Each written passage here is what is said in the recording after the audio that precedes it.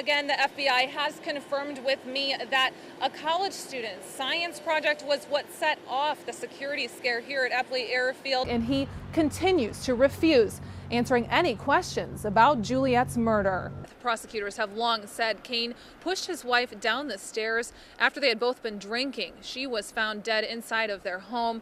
But today, Cain tells us it was all an accident.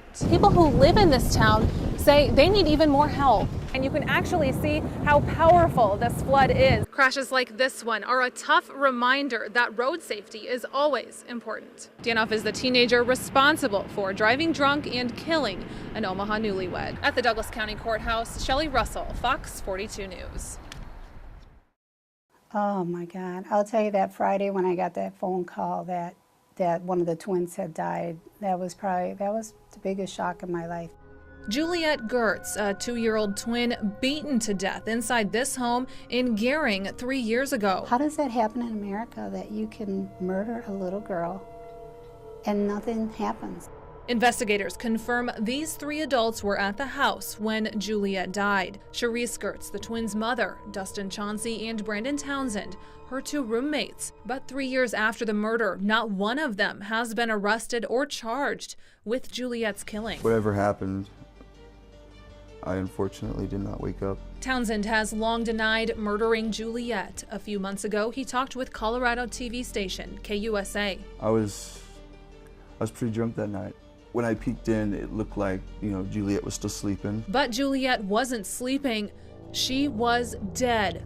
So you don't just get to walk away from murder. I called Townsend, and he says he's no longer a suspect, but a witness. I honestly believe that he did get drunk, and I believe that he did go in that room when I was sleeping, and I believe he did hit her and beat her to make her shut up because she was in pain or she was having a fit, and he was drunk and he was trying to get laid.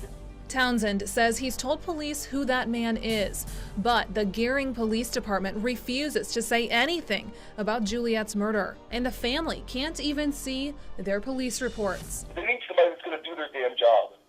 The police are supposed to do their job. They're supposed to be police. Detectives are supposed to do their job. What's the point of this doing anything? Doing that? I'm just really sick and tired of all that.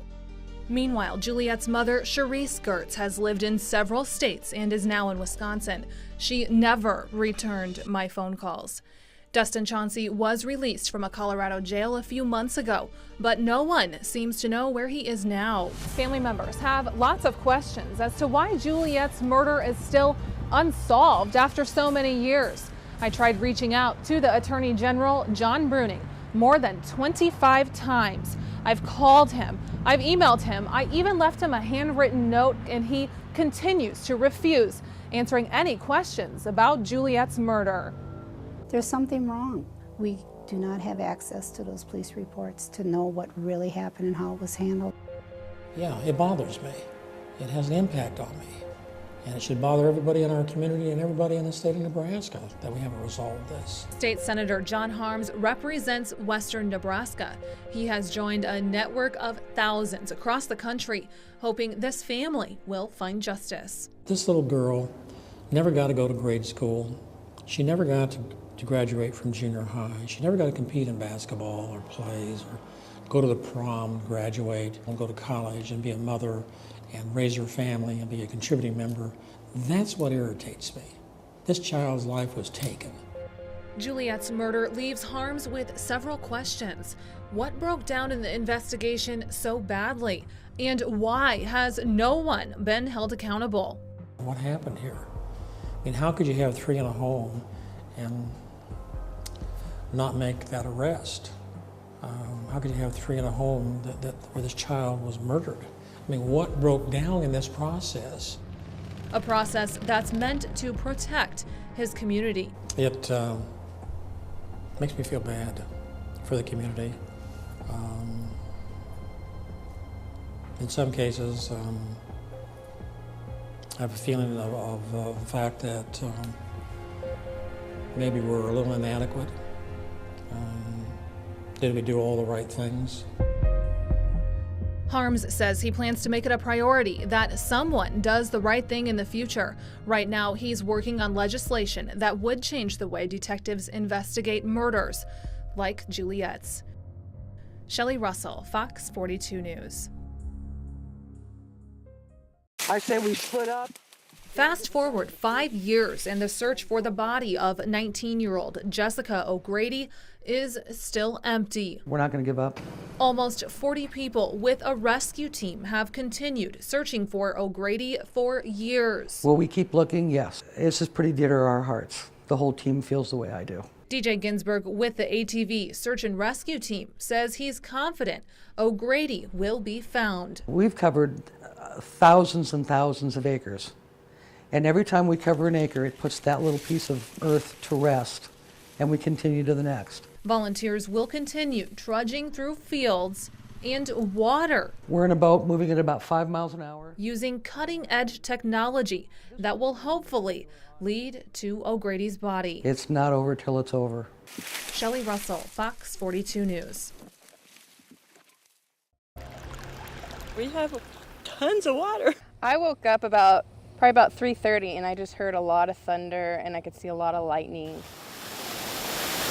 That rain last night, I think that done us in. Neighbors in Council Bluffs are shocked at their soaked streets. Never in the street like this. I've never seen this amount of water. I don't know how to get to my house. It's water no matter which way I go. And I've seen a lot of big trucks come, and they'll turn around. They don't even want to drive through this. I'm afraid to drive through it. Unless you've got a truck like this one, people here say they just have to wait for the water to go down. And the last time I saw a vehicle drive through it, the water was, touching the bottom of the vehicle. It was getting a lot higher. Tomorrow, hopefully, the water will be down. Until then, park far away and then just walk here. I don't know. Shelley Russell, Fox 42 News. It was a big day at Miracle Hills Ranch and Stables. He's going to need a little R&R. We're going to just let him have a little vacation for a while, get used to Nebraska. It's a little bit different than Iraq. There he is. A donkey travels 7,000 miles from Iraq and makes his new home a few miles outside Omaha. He will literally be an actual touch point for people who are coming back from war. He can actually touch somebody that was over there and understands what it was like. Smoke joins about 30 other therapy animals here at the Miracle Hills Ranch and Stables, and he's already fitting right in. But it's a good place for him to stay. Looks like he's made some friends already.